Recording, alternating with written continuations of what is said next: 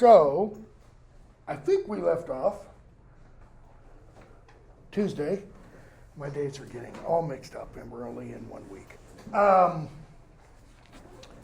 On the bottom of Roman numeral 23, in the foreword to the second edition, where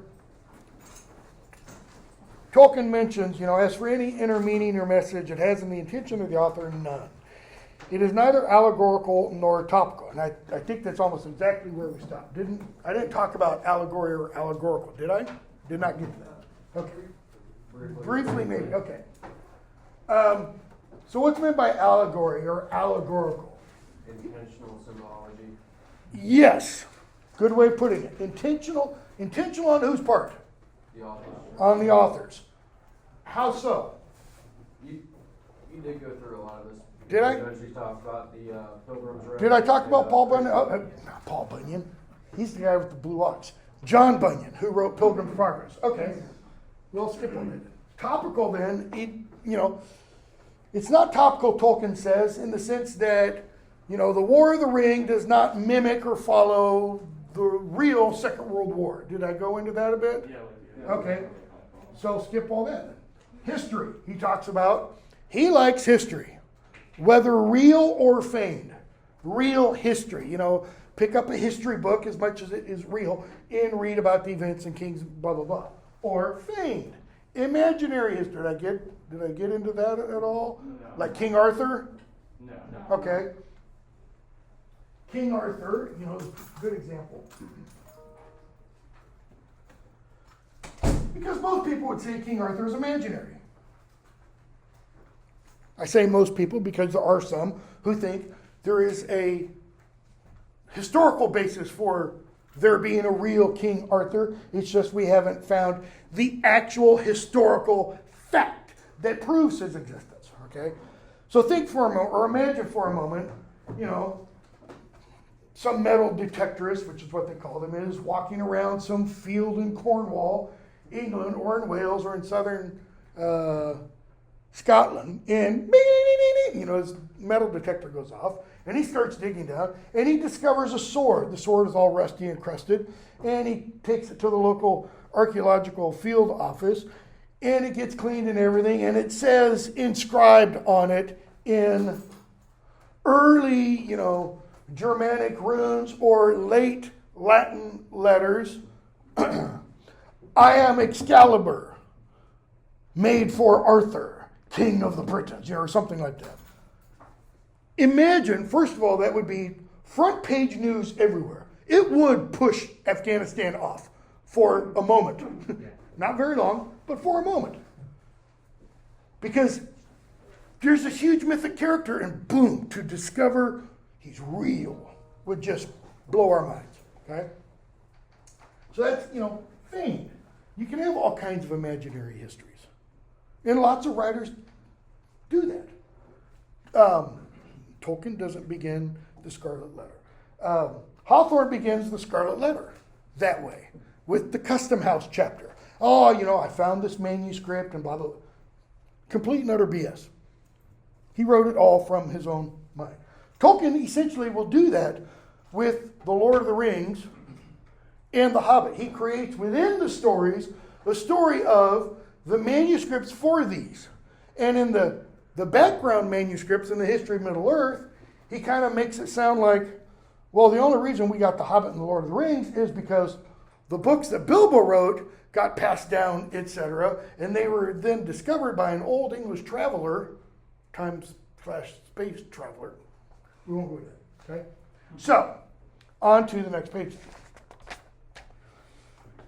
He says, that's in the chapter, the section, the middle paragraph on page 24, where he says, other arrangements could be devised according to the tastes or views of those who like allegory or topical reference.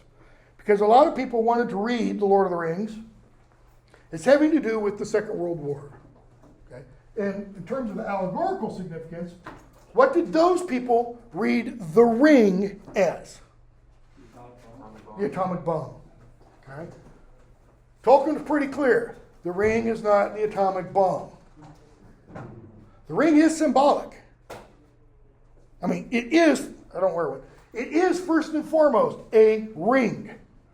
Every symbol, every real symbol, must first and foremost be what it is. Freud once famously said, or at least it's anecdotally said that he said, sometimes a cigar is just a cigar. Because Freud is very, weird. Anything that's upright automatically for Freud could be something else. Okay? I'll let your imagination go. Tolkien said no. The ring, ultimately, it's the desire for power. That's what it is. And this is one of the reasons I teach this course. Because we never learn that lesson of not desiring power. Because everybody who wants power says they want it for what? To do good. Pick your president, either party. Pick your president 200 years from now. Let's say there's 4 different parties. Everyone is going to say, I promise I will. Use my power for good. Yeah, they never say, I'm going to screw you over.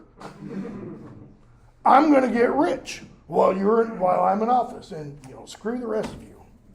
And yet, that happens, kind of a thing. So he then goes on to discuss. See if I can erase all this now. He then goes on to discuss kind of the topical part, and says, an author cannot, of course, remain wholly unaffected by his experience. But the ways in which a story germ uses the soil of experience are extremely complex, and attempts to define the process are at best guesses from evidence that is inadequate and ambiguous. It's a big, long way of saying an author cannot divorce him or herself from his or her experiences. And what he or she writes partially comes out of those experiences. But anybody who tries to read all of those experiences into that work, they don't have the evidence they need. And one of the big things, beginning in the 50s and on through the 60s, was, reading somebody's work and trying to psychoanalyze them. Trying to get into so-and-so's psyche, into their psychological state. And that's, Tolkien was really against that. It's like, and again, I don't care your politics don't matter. It's like when, professional psychologists psychoanalyze a public person based solely on what they see of that public person in the press. Rather than sitting down in a clinical environment and talking and probing, through questions and such. That's the only way you can do real psychoanalysis. You can't just, watch film clips. You can't get into a person's brain that way. So, he goes on.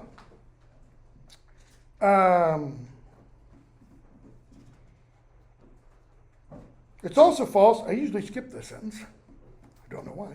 It's also false, though naturally attractive, when the lives of an author and critic have overlapped. That is, when an author and a critic of that author have had similar experiences. Okay? If you were British in the 1960s of a certain age, you had some, at least, very similar experiences. They were called World War II and World War I. Okay? So he says, when their lives have overlapped, to suppose that the movements of thought or the events of times common to both were necessarily the most powerful influences. That is, to assume that the same experiences were the most powerful influences on those authors and critics. Not necessarily the case, Tolkien is suggesting. All right? And he gives us a very concrete example. One has indeed personally to come under the shadow of war to feel fully its oppression. What does he mean to personally come under the shadow of war? He knows what it's like to serve. Perfect. Okay? To be there. To be in the conflict. Okay? Not just to be at home on the home front, which, for those of us in the United States during the forever war, so to speak, in Afghanistan, we have no idea. People at home in Britain in 1945, or 1941, even better, 1940-41, did have some idea. Why? Because the home front was partially one of the fronts of the war, especially during the bombing of Britain. All right? But what he's really getting at is to have been a young man, 17 to 25 or so, 17 to 30, in England during World War I. Why? Because you served. You didn't have a choice, you served. It's called the lost generation, because so many of them died in World War I. Okay? So, to feel fully its oppression, that is the oppression of war, you really have to have been there. I've got a friend who was in the Battle of Fallujah in Iraq. I mean, dead center in the Battle of Fallujah. I had a friend of his who was a student of mine, and we started talking. He goes, "Oh, you know Gunny?" And, well, this guy had been also. Back in 93, 94, I had a student, former Special Forces, who had been in the first Desert Storm. Had served trying to help teach, Saudi forces, etc. They were behind the lines in Iraq, and he said, these guys were just dumber as dumb. I mean, sitting there lighting up cigarettes and stuff when you're out in the middle of a desert. Well, if you know anything about being in the middle of a desert and you light up a cigarette, you might as well shoot up a flare, because it's dark. Anyways, so he goes on. But as the years go by, it seems now often forgotten that to be caught in youth by 1914 was no less hideous an experience than to be involved in 1939 and the following years. In other words, if you were a young man in 1914, not a hell of a lot of difference between that and being a young man in Britain in 1939. Okay? If you were a young American male in 1942, not a lot of difference between that and being a young American male in 1968. Enemy was vastly different. Terrain was different. The American, psyche was very different. And then he says, by 1918, when Tolkien was 18 and either 7 or 8, he's either 25 or 26.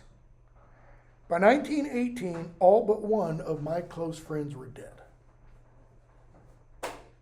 Now, I don't know how many close friends Tolkien had. Maybe he only had 2. I don't think so. I think it was a few more than that. But imagine yourself, take all your close friends, however many that is, and kill all but one. What's that do to your outlook on life? What's that do to your outlook on war? Makes you hate it, makes you want to change it. One of my ancestors, not direct lineage, but cousin, Sherman, General Sherman, said, war is hell. And that's why he argued it should be the last means to solve a difference. It's also why he said, and if you're going to get into war, you make it as hellacious as you can. You make it so that the other side really wants to cry uncle. Just full bore. Why? End it quickly. Get it over with. Tolkien. All but one of my close friends were dead. Just let that sit for a moment.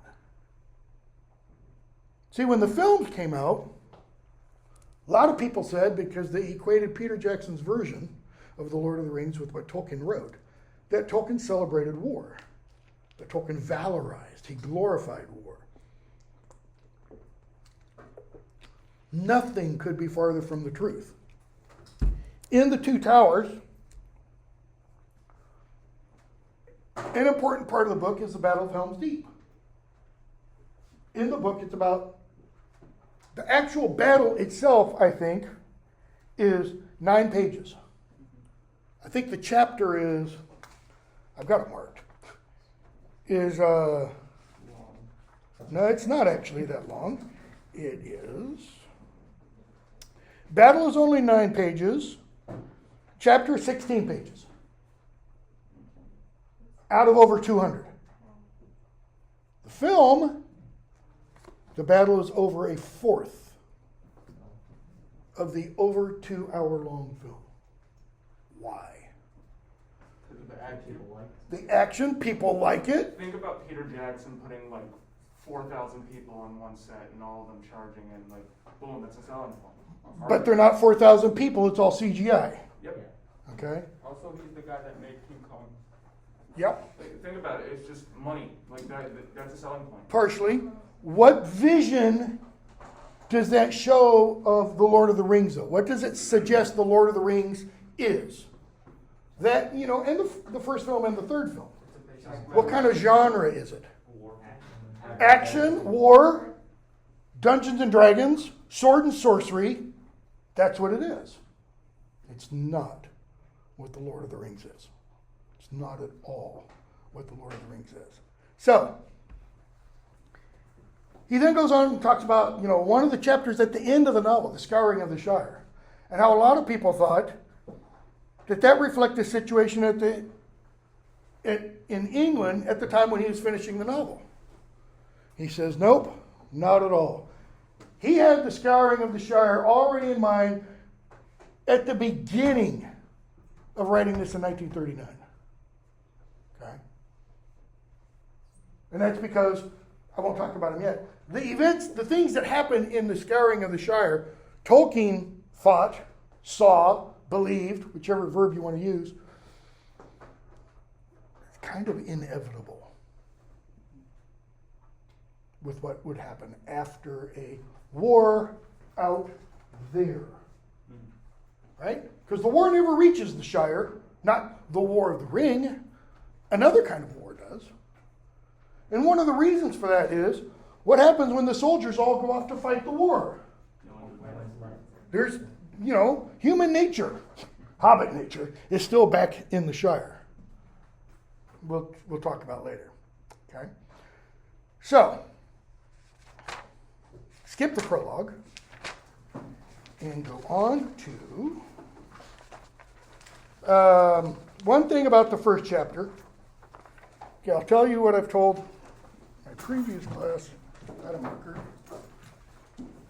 Tolkien mentioned the crucial chapter. The shadow of the past. Okay? Actually, there are 2 crucial chapters in the Fellowship of the Ring. Shadow of the Past, which is the 2nd chapter of Book 1.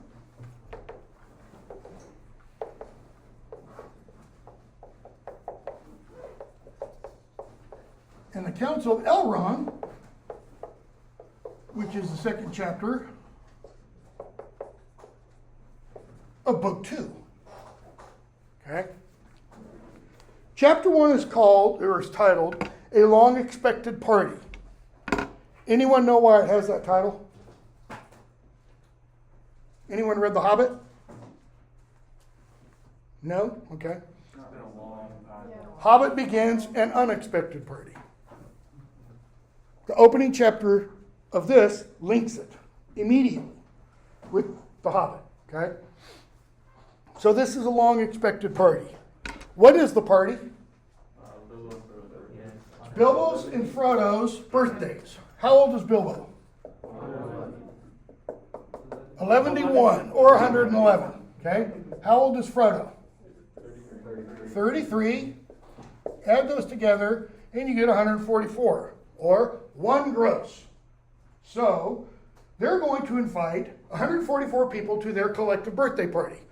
What day is the birthday party? September 22nd. 26, September 22nd. It's coming up. Which is Okay. weird how they're using like our calendar. Yeah, kind of. When you think about it, one of the problems Tolkien had with, well, I'll explain why it's not really, but it kind of, I entirely get your point, that Tolkien had with C.S. Lewis's Chronicles of Narnia is because Chronicles of Narnia is set in another world, really another world, okay, has all kinds of things from this world in it.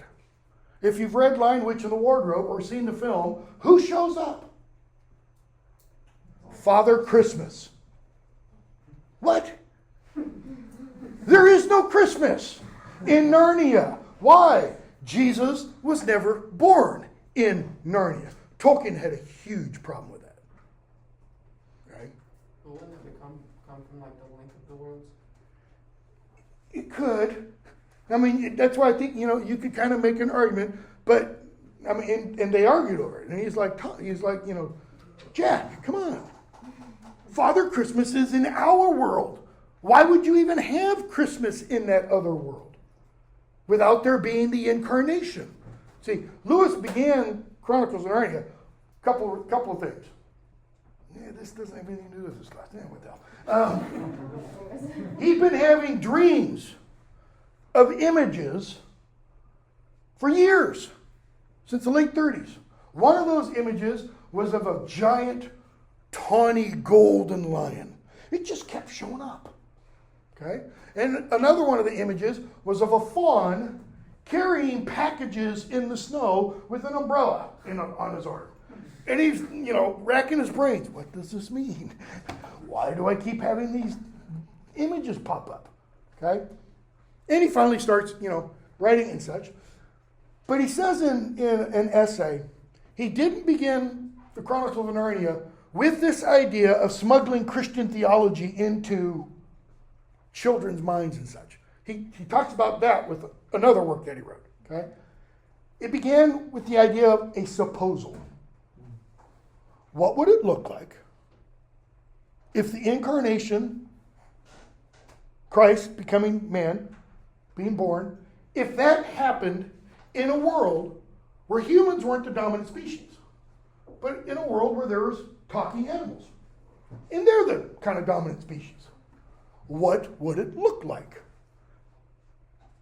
And he, writes Chronicles of Narnia. Tolkien didn't like that either, that supposal, because it's too allegorical. You can't read Aslan as anything other than Jesus if you're going to apply a symbolic referent to him. If you don't apply the symbolic referent, he's just Aslan, a big, giant, talking lion that you don't want to screw with because he'll take you out. Okay? So, the unexpected party and the long expected party. What's the purpose of the party? Pretty much the Black Party. Okay, goodbye party. Somebody started to say for Bilbo. Keep going. Before he disappears. It's for Bilbo to get rid of the ring. I keep putting this lid on. Why is he going to get rid of the ring at his birthday party? Hobbit Fashion. So all of you who have birthdays this semester, be forewarned. Hobbit Fashion is to give away presents on your birthday, not to receive them. So he's invited, he and Frodo together, have invited 144 people out. That's a lot of gifts to give away. Makes it a lot easier to give away one little trifling ring. Only it doesn't. He gives away everything else. He pulls his little surprise at the end, his little magic disappearing act, which Gandalf kind of screws up with his fireworks. He goes back to Bag End. Gandalf meets him there. And on pages 1105. Pages 32 and 33, he and Gandalf talk. He tells Gandalf, page 32, towards the bottom of the page, I'm old, Gandalf. 111's old, right? I mean, our world is really old. For a hobbit, it is extremely old. Only one other hobbit had lived to be that age. The old Took, all right? Or Took, if you want. I don't look it, but I'm beginning to feel it in my heart of hearts. Well preserved indeed. I feel all thin, sort of stretched, if you know what I mean, like butter that has been scraped over too much bread. It's a beautiful image if you think about it. I have toast every morning. If I don't get the right amount, I just end up with burned, hard bread. The butter softens it, So Gandalf says, no, it's not right. I think your plan is right after all. And Bilbo talks about the book he's begun writing, and he already has an end in mind. And he lived happily ever after to the end of his days. Now, I've put on the website, on D2L, there's a link to Tolkien's essay on fairy stories. We're not going to spend time talking about it. For some reason, I spent time in my fantasy lit, of course, talking about it. But if you kind of want to have the key to understand Tolkien, read his On Fairy Stories essay, which he wrote as he was starting the writing of The Lord of the Rings. Because in there, I am going to sidetrack for just a few moments. In there, I'm going to erase this. He talks about who fairy stories ultimately are or should be written for and who they benefit the most. And it's us. It's not children. Okay? Why? Because he says fairy stories offer adults these four things. I shouldn't do this. I don't have the time. Fantasy. And I'm thinking I've got these 2 and 3 reversed. Escape. Recovery. And 4. Consolation. When he says, and he lived happily ever after to the end of his days, Tolkien says every true fairy story should provide this at the conclusion. The proverbial happy ending. The consolation. Okay, so let me back up for just a minute for these. He says we need these because we don't see through the eyes or like a child sees. I've got 4 kids, they're all in their 20s. But when they were younger, we'd go for walks, go to a park or something, go through a trail or something like that. And one of them would pick up something, might be a rock, might be a twig, might be a bottle cap. Look at this really cool bottle cap. Put it down the thing, it's trash. Look, really cool. It's trash. Eyes of wonder and amazement and the eyes of a jaded old fart, It's garbage, throw it away. Okay? Tolkien says because we no longer see things through those lenses, we need fairy stories. Because fairy stories will give us this. Okay? Fantasy. I don't have time for this. Fantasy. What is fantasy? What does the word fantasy kind of literally mean? Fantasize. Louder? Fantasize. To fantasize? Okay, so what does that mean? Don't go all sex on me. Imagination, like make-believe. Imagination, make believe, the creation in the mind of something that isn't real down here. It says on Google, the faculty or activity of imagining things, especially things that are impossible or improbable. Yeah, it figures Google would say that. Partially true, okay? Because nobody who works for Google, my opinion, has an imagination. We're all a bunch of technocratic. I won't go there. Tolkien defines it. One of the terms he uses, arresting strangeness. If you picked up The Hobbit and had never heard about The Hobbit, had never heard about Lord of the Rings, had never heard about J.R. Tolkien, and you opened the book and you turned to the very first page and you read, "In the hole of the ground there lived a hobbit," you would immediately go, "What the hell's a hobbit?" That's arresting strangeness. Okay?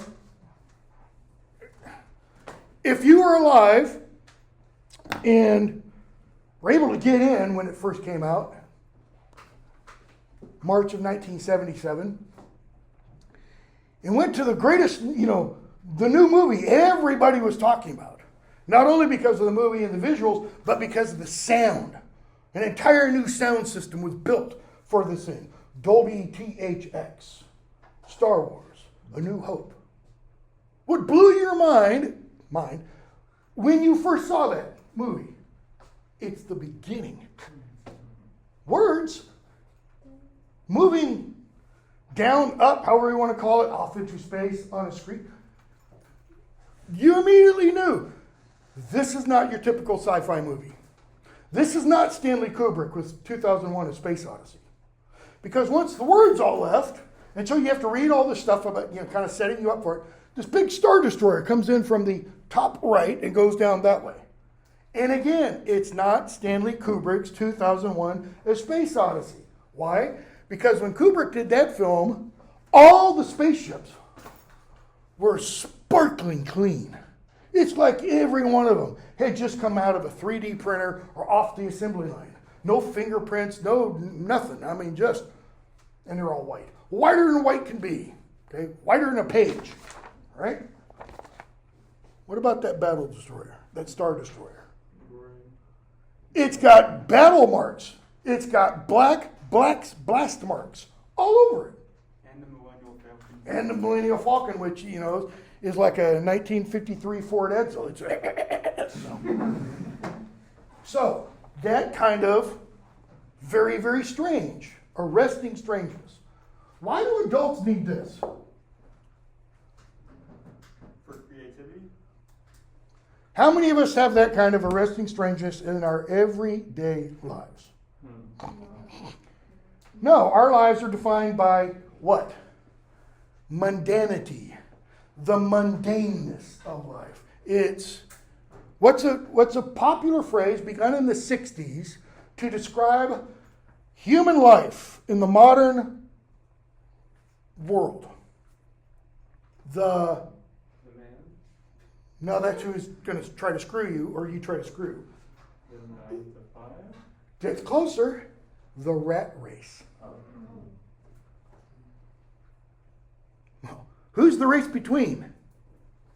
You rat, you rat, you rat, you rat, you rat, you rat.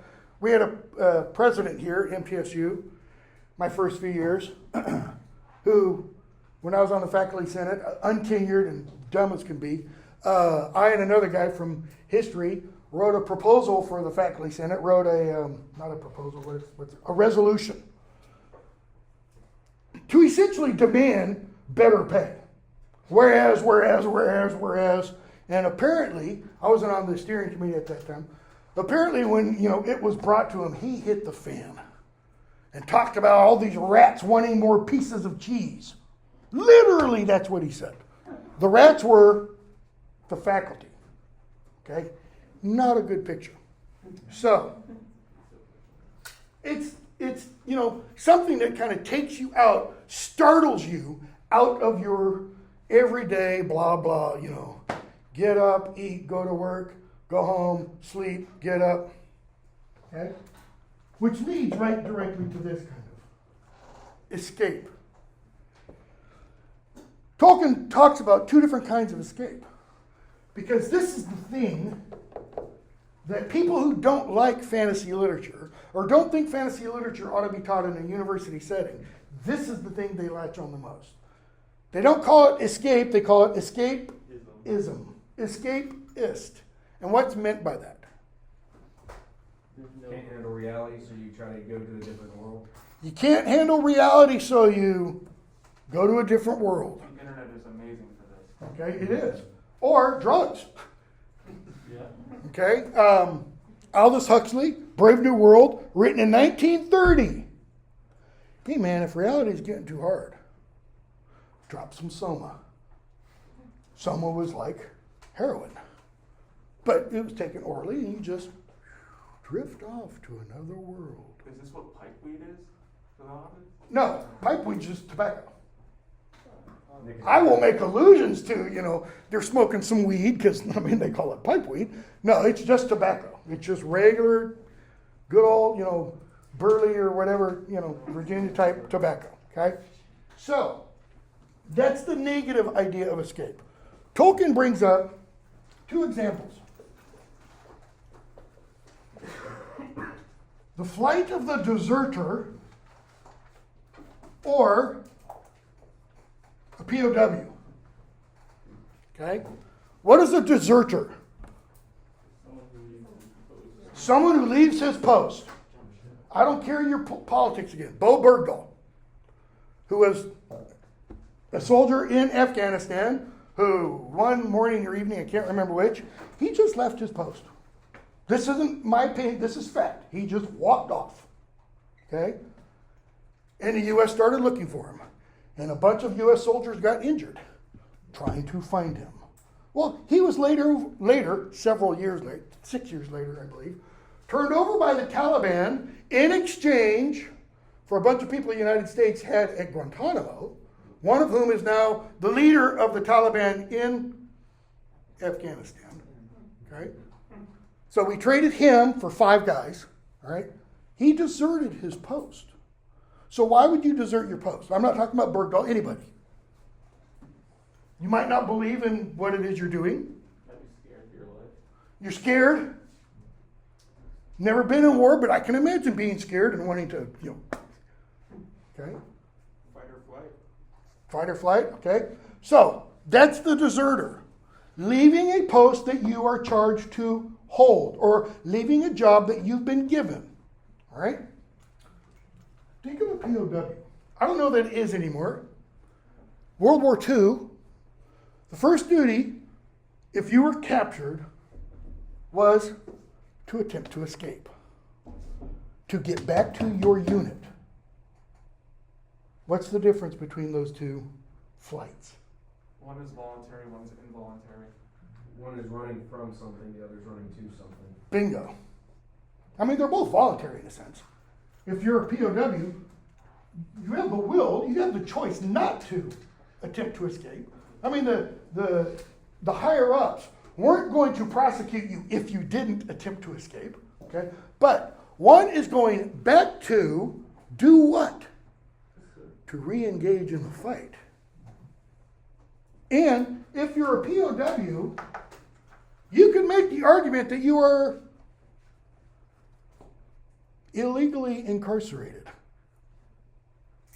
In other words, there's not been any trial that put you in prison. Okay, yeah, so I was shooting at you, but it's a little thing. The other one, you have no legal justification for. This one you could say you do. Okay?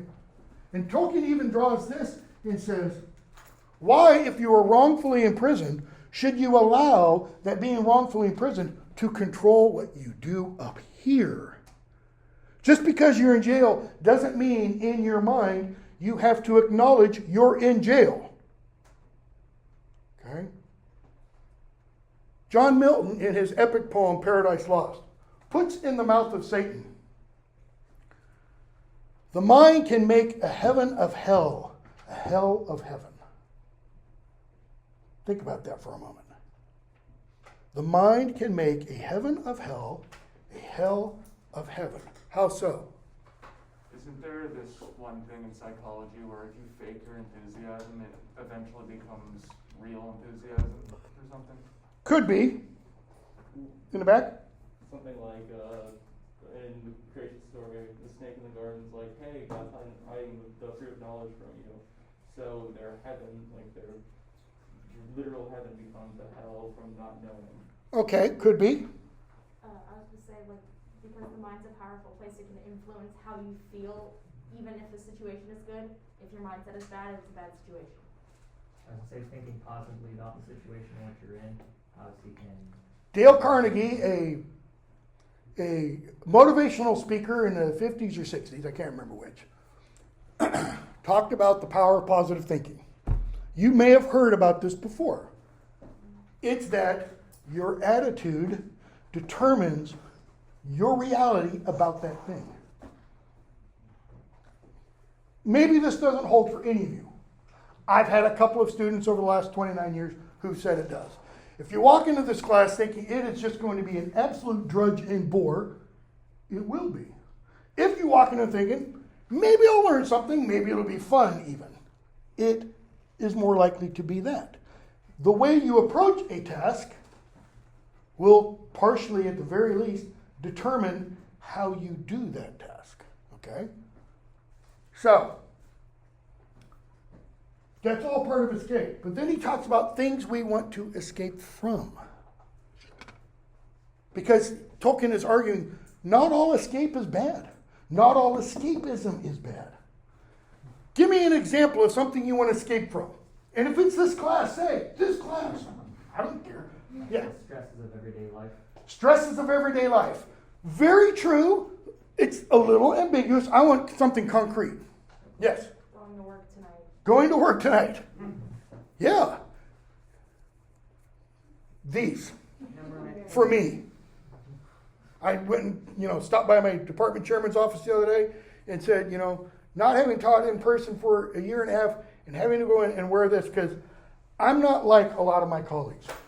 I don't know if you picked it up. I'm a little animated in my teaching. And I just go. And breathing with one of these. So I'm wearing this one rather than one of the, I shouldn't do this, rather than one of the paper ones. You can see through that, right? Yeah. In other words, what? It's not doing much good. But you know what? It follows the rules, and it's not hardly any worse than every other cloth mask in here. CDC study came out the other day.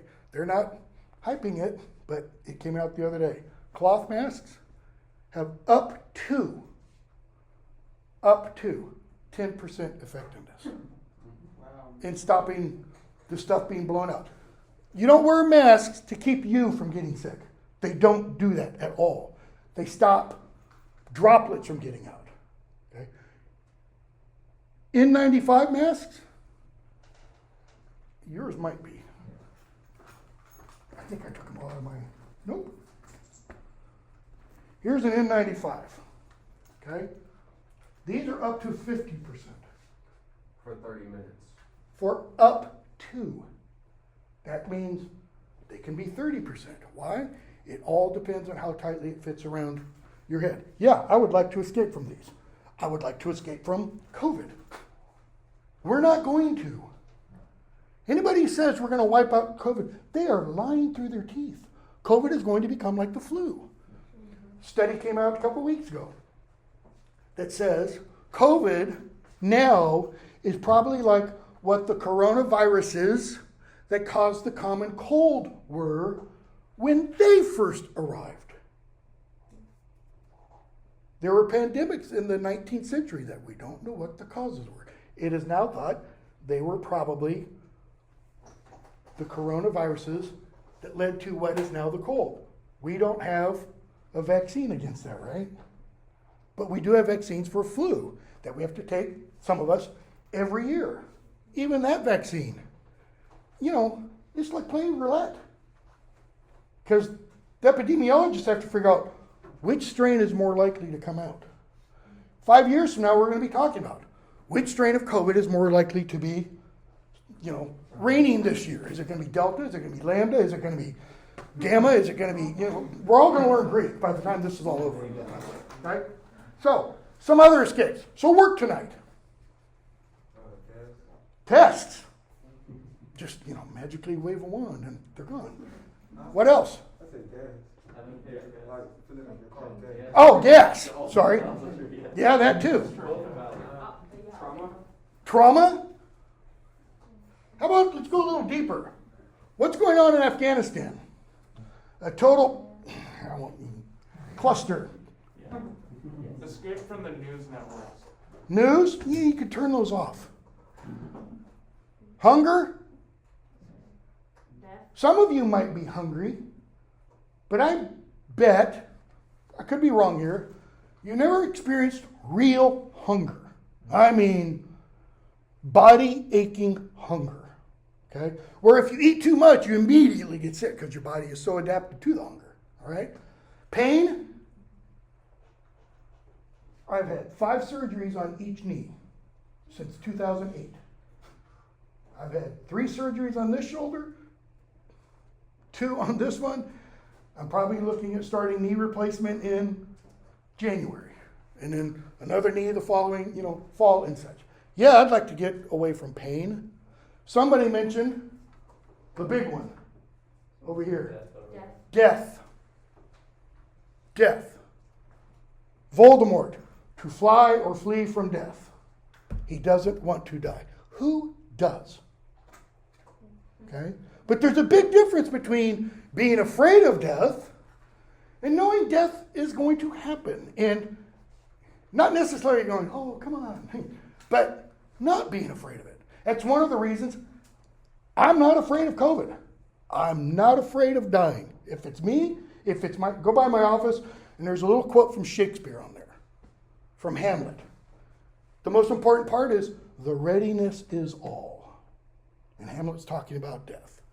To be ready at every moment, okay? So, Tolkien says that's the greatest escape that we would like to escape from. That's why there are tales of immortality. There's a difference between immortality and not dying, though, which we hear about in here and in the Harry Potter novels, okay? Third thing, really did not have time for this. Recovery, right? So what's recovery? Tolkien says it's the regaining of a clear view, or seeing as we were meant to see.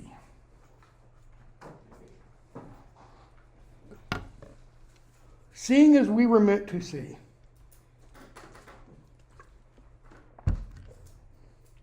Go back to that little kid who finds a bottle cap and who's amazed at it, who sees it full of wonder.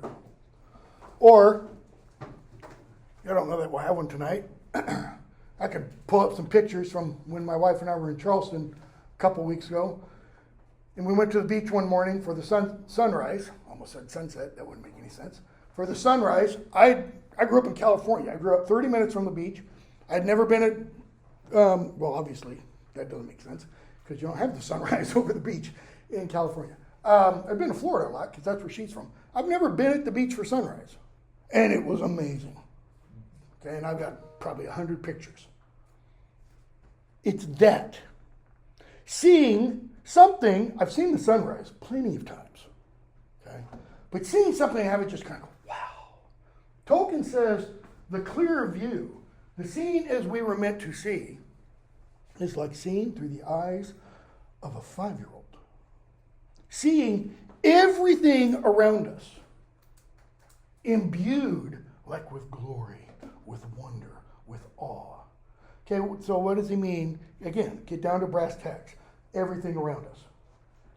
The specific example he uses is, he uses the term our familiars. The people we're most familiar with, the people we see most often. Who does that usually tend to be? Our families. Because how do we often think of the people we see day in and day out? We don't think of them.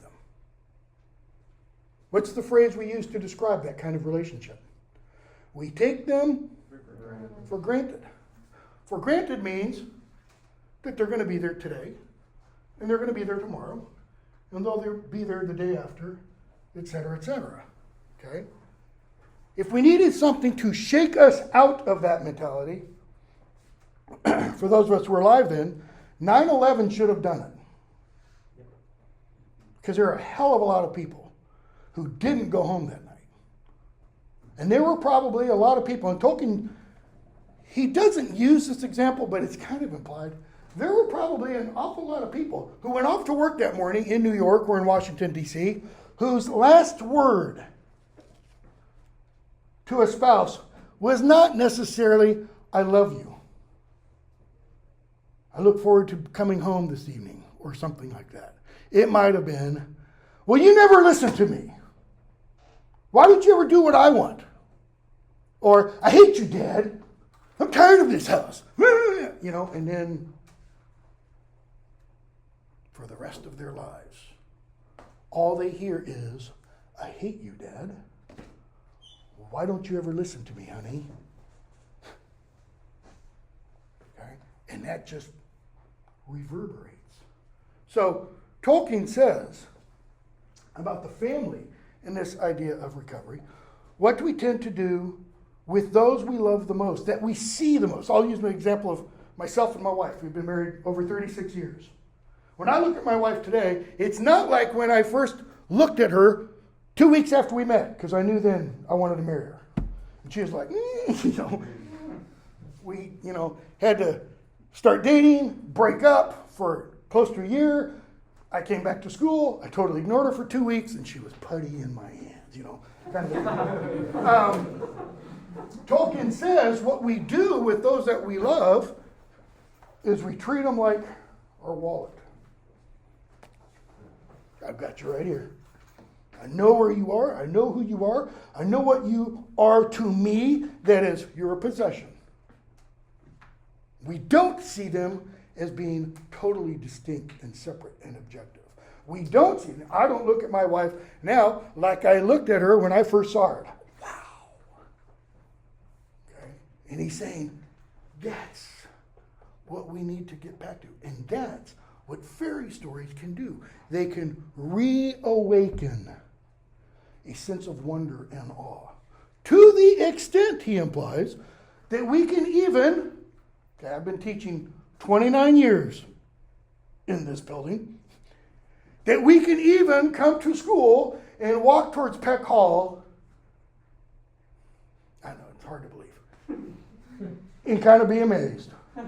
Well, I am amazed literally every day when I come to Peck Hall at how god-awful ugly and soul-killing this building is. It's an example of what's called brutalist architecture, except it has a few too many windows. The IRS building in Washington, D.C., not a joke, is an example of brutalist architecture, as is the FBI. Solid masses of concrete. Brutalist architecture came out of East Germany and the Soviet Union in the 1960s. It was designed to beat down the soul, to kill all hope and aspirations. Okay? So, once you get through all those, he says, the big thing that fairy stories offer us is consolation. What does consolation mean? What does it mean to console someone? Comfort. To comfort them. To make them feel better. In a real sense. Not telling a 10-year-old whose parents were just shot right in front of his eyes, you'll be okay. Because if I were that 10-year-old, I'd throw up both middle fingers and say, F you, it won't be okay. My parents are dead, you know? And then he became a bat-fighting superhero. Yeah. Who, if you want to do psychoanalysis on now, that'd be fun. And in doing so, he creates a word. He says we need a word to describe what this consolation is. It's EUCATASTROPHE. In other words, catastrophe with EU at the front. Okay? Why? The consolation, by the way, Tolkien says it's the happy ending. See this? You see now why I got to this point? What does Bilbo say? And he lived happily ever after. But it's not the Disney-fied ending of Snow White, Sleeping Beauty, Cinderella, etc., etc., etc., where they all end happily ever after in the prince's big crystal, palace, etc., etc. Tolkien says the consolation comes from the creation or the element in the story of what he calls a eucatastrophe. Now, we see this part of this word all the time in modern English. Except it's spelled usually... No, well, it actually is spelled with the EU. What do you hear when you go to a funeral? Eulogy. A eulogy, right? E-U-L-O-G-Y. Why don't you hear a dislogy? This, by the way, it's where we get, are you dissing me? So what's a dyslogy? Negative. It's a bad word. Logy comes from logos. The EU part means good, beautiful, right? You go to somebody's funeral, I can't think of one that I've ever been to or that I've heard, and you never hear someone stand up and say, I'll use, who's really important that died recently, last 5 years. John McCain died in 2018. You never hear anybody, well, Trump probably would if he had spoken, but that's why I wasn't invited. You never hear somebody come up and say, John McCain, faithful husband, faithful, servant in the military, but he was a rotten, stinking, mean SOB. He just used to stab people in the back, blah, blah, blah, blah. No, you wouldn't do that. Even if you absolutely hated the person. At the most, you would say, we had our differences. Okay? And the interesting thing about the eulogy, the idea, the tradition behind the eulogy, is even if that person was your greatest enemy at one point. A lot of the people who spoke at McCain's funeral, like President Obama, I think did, hated McCain when McCain ran for office, right? Because it was John McCain and Barack Obama for the general election. Okay? But still, I'd imagine in the distant future, when President Obama finally shuffles off his mortal coil, there will probably be quote-unquote Republicans who will speak at his funeral who will say he was the incarnation of a, pick your idealized leader. Mahatma Gandhi, George Washington, Martin Luther King Jr., pick whatever, okay? He was the greatest thing since sliced bread, even though when he was alive, they'd want to spit in his face because you don't do the other, all right? So, that's good, good, beautiful. Catastrophe. What's a catastrophe? A disaster. A disaster. Literally, however, no, it's not. Catastrophe, the kata part means sudden. Strophe just means turn. Okay? Ancient Greek literature, ancient Greek drama, you had the strophe and the antistrophe. And the strophe is when the chorus, who were a group of men speaking, they would do this. And they would talk to the people out there while they're walking across. And then the antistrophe would be when they turn and go back. Okay? So that first one is referring to like sudden change.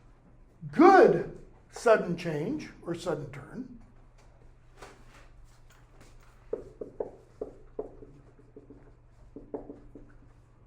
What happened in Waverly last weekend?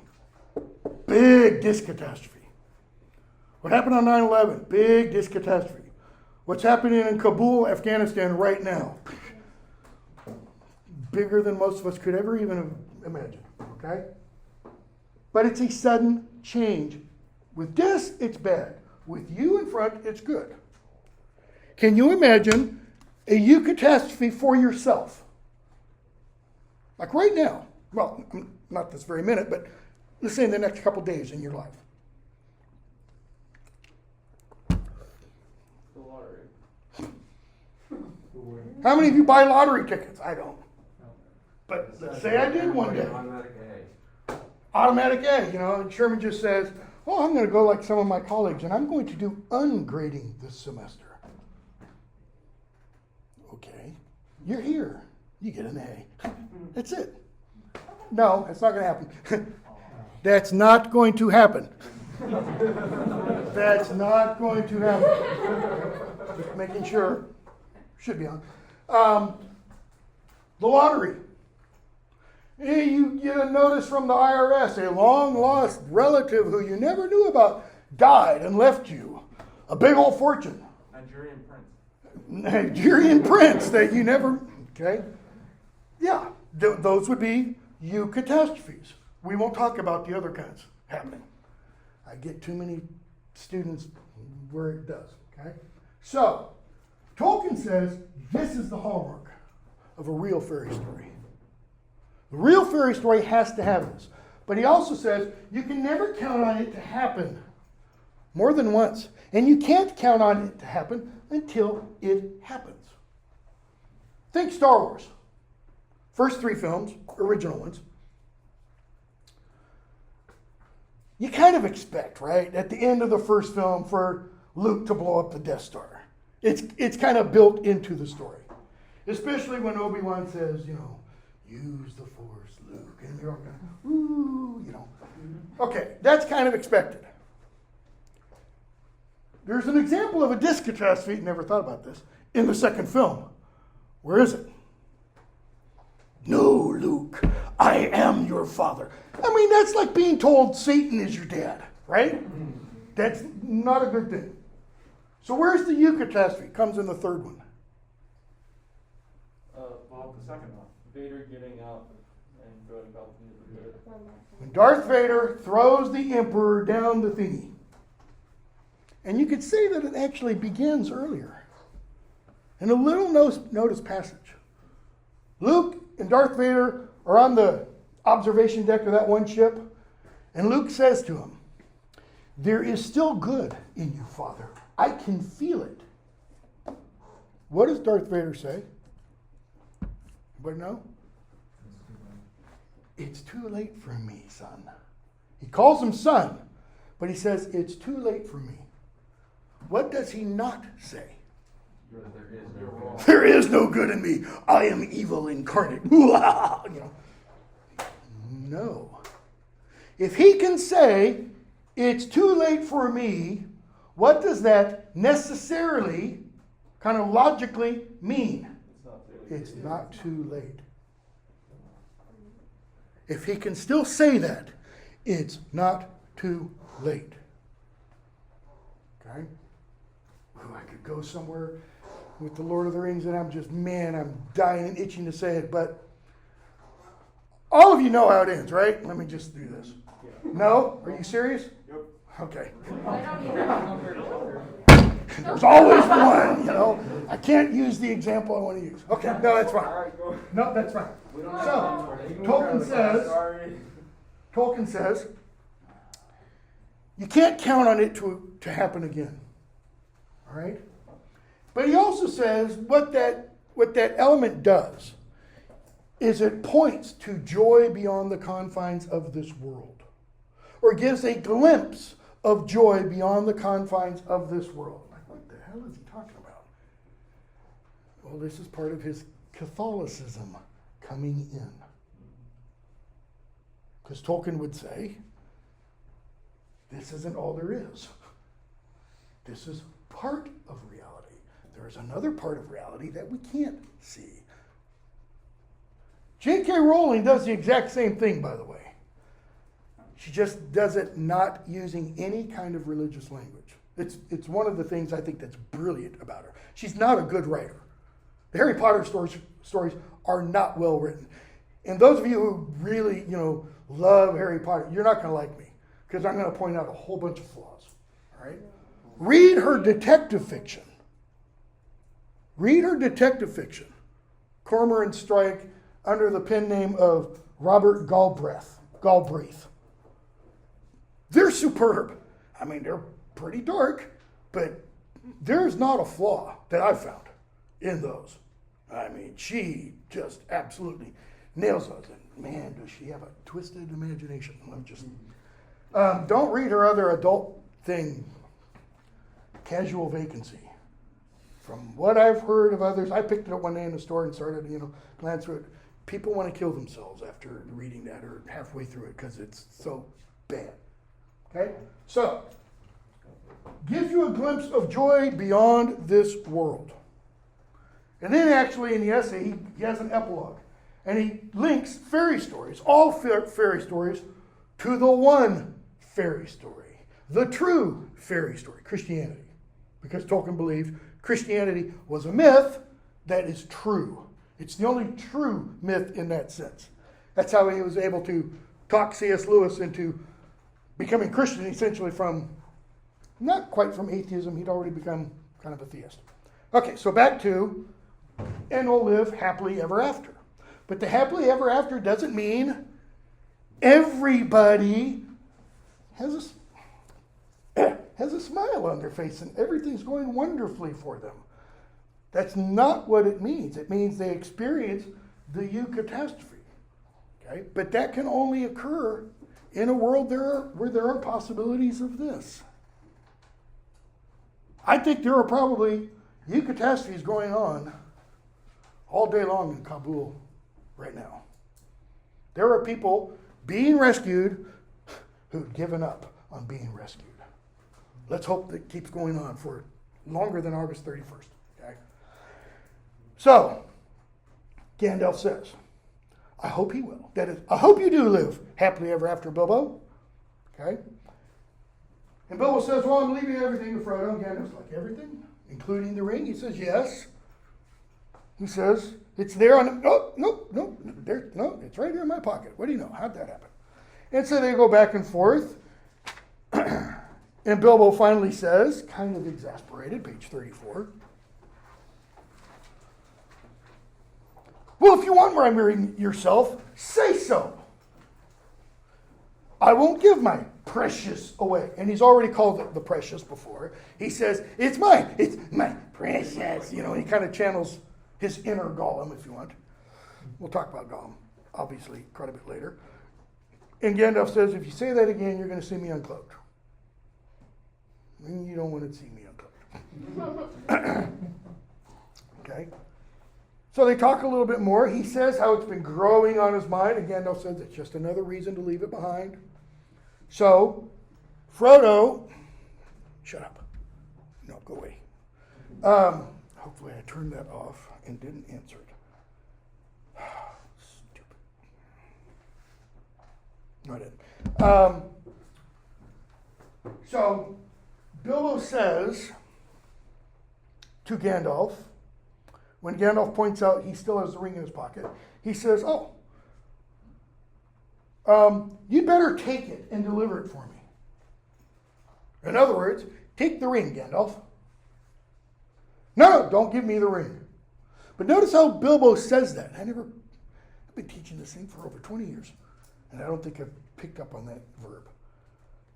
He says, you had better take it and deliver it for me. What could that imply?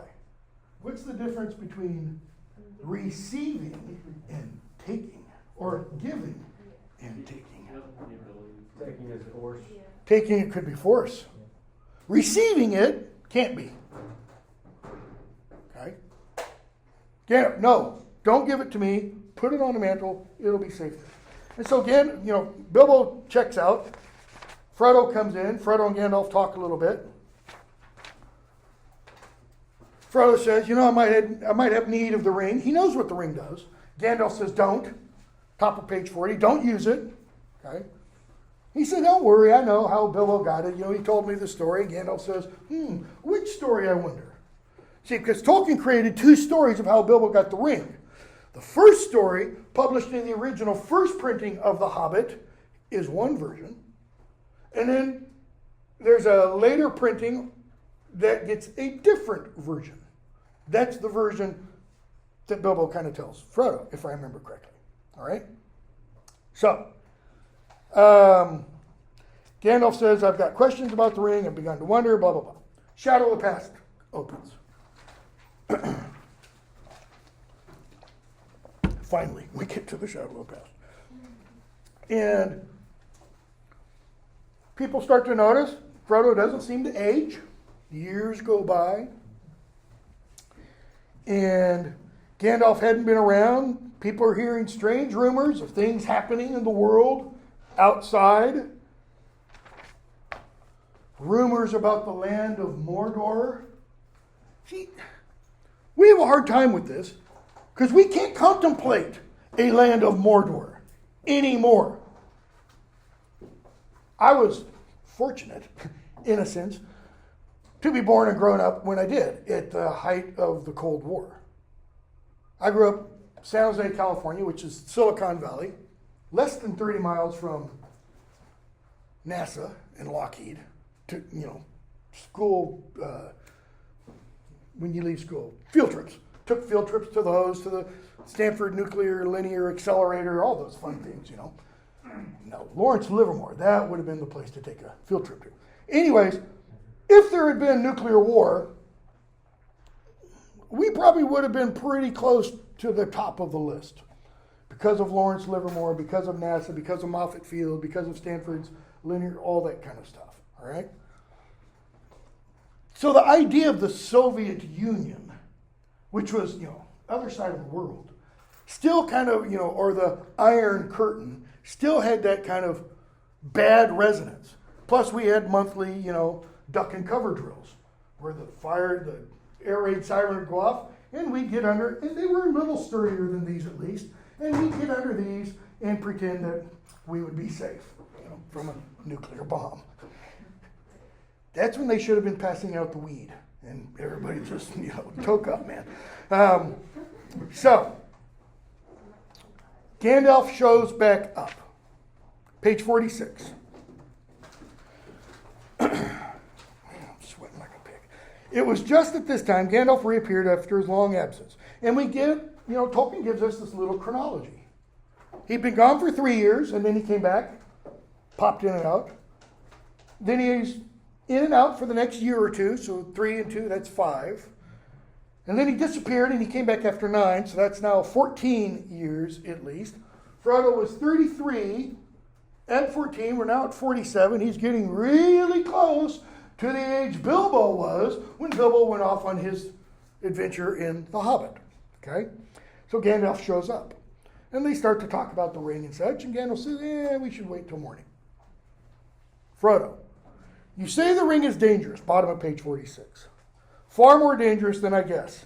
In what way? Gandalf says, in many ways. In other words, your thinking is too narrow. It's really dangerous. Far more powerful than I ever dared to think at first. So powerful that in the end, it would utterly overcome any one of mortal race who possessed it. It would possess him. What has Gandalf just told us?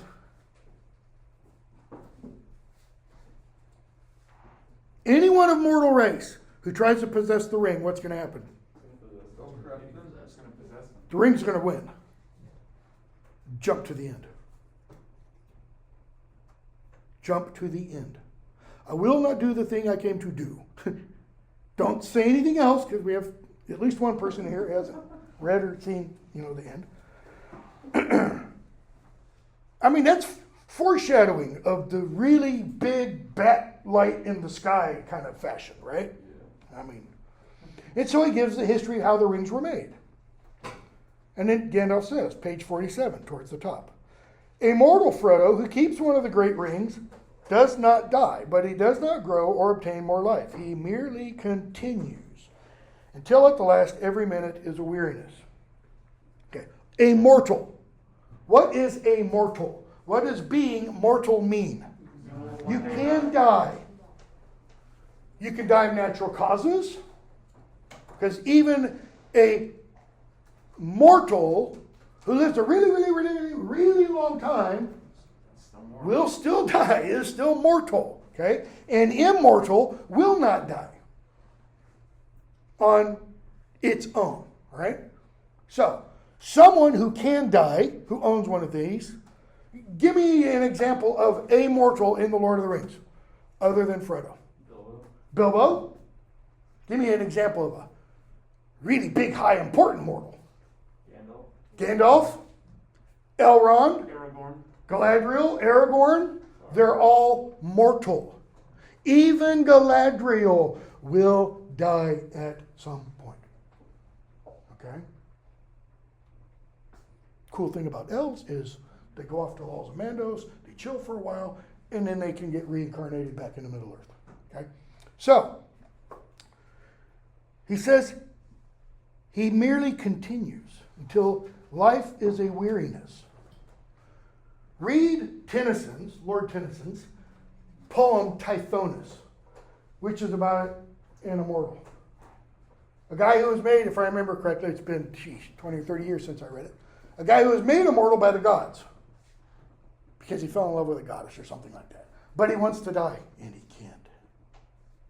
How many of you, I know some of you have, how many of you have been awake before for 24 hours? Show of hands. Yeah, almost all. 36? 48? 72? Yeah, military figures, okay? How many of you have driven for like 36 hours straight? Lived in California, San Jose, went to school outside Chattanooga, and, end of the semester, I'd hop in my car and, get up 24 to 40 and straight shot all the way over to I-5 and then up. But that's about, if I was really pushing the speed limit, 36 hours, 2,500 miles, nonstop, no sleep. It's a lot of no-dose and Coke. This kind of Coke, not, But I'd usually arrive, and I'd be so jacked up. One of the worst times was coming back to school from Christmas and going over Montego Mountain. About 36 hours into the drive, being totally jacked up on caffeine with snow and fog.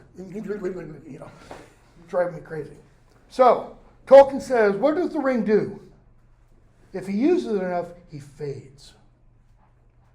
Sooner or later, if he is strong or well-meaning to begin with, but neither strength nor good purpose will last, sooner or later the dark power will devour him. Become the Nazgul. Kind of. That's what happened to the Nazgul, the 9 kings. They became wraiths. Okay? Frodo, how long have you known this? I mean, why didn't you tell me sooner? That's really what he's saying. Did Bilbo know? Gandalf says, Bilbo didn't know anything. Okay? So, he asks again, how long have you known? Now he adds a modifier. All this. Gandalf, known? I have known much that only the wise know, Frodo. Now, shut up, you little bug. Now notice wise is capitalized. We don't know why at this point. We don't know what that means. Okay? But if you mean known about this ring, because he asks, how long have you known all this? When Gandalf replies, I have known much that only the wise know, he means, I know so much more than your little feeble brain can even attempt to understand. Oh, but if you mean about this ring, I don't really know. There's a test. Okay? When did I first begin to guess? During The Hobbit. That's what that passage essentially means. Okay? Talks about Saruman the White. Gandalf says, there's only one power that knows about all the rings, etc., etc., etc. Sauron, who created the One Ring. Okay? Gandalf says, it'd be horrible for the Shire and for hobbits to be enslaved by Sauron, but he would do it anyways just for sheer malice and revenge. And Frodo's like, revenge? What have I done against Sauron? I mean, I'm a midget. How could I hurt Sauron, the Great? And so Gandalf says, middle page 49, give me the ring for a moment. See, the for a moment implies I'm going to give it back. It's not a, give me the ring, Frodo. And so he hands it to him. And Gandalf takes it and he throws it in the fire. And Frodo goes, because he's afraid his ring is going to get destroyed. Gandalf pulls it out in the tongs, because it's hot, it's gold, and he tells Frodo, hold your hand out. Talk about leap of faith. I mean, red hot gold is going to burn right through you. But he does. And now he sees fiery letters. One ring to rule them all, one ring to find them, one ring to bring them all, and in the darkness bind them. Frodo, you've got it. You've got the One Ring. And the novel begins opposite the copyright page with the longer set of verses. 3 rings for the elven kings under the sky, blah, blah, blah, blah, blah. There's 20 rings total. Each one of those is a ring of power that, if worn long enough, will make you invisible and will enslave you to it. But there is only one, the ring of power, that controls all the other 19. Okay? Frodo, Gandalf says, last night I told you of Sauron. Yeah, rumors you heard are true. He is back. He is in Mordor. Give me a real world similarity, analogy, as best you can. Something like Sauron.